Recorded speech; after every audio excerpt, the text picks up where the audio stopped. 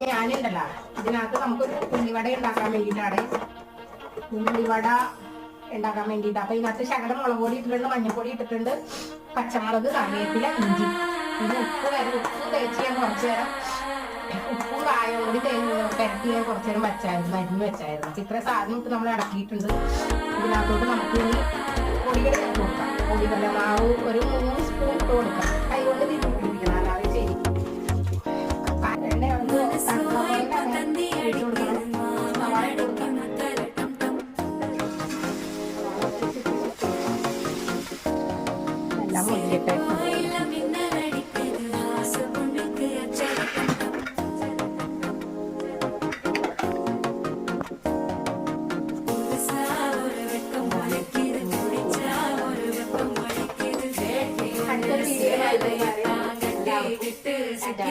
Get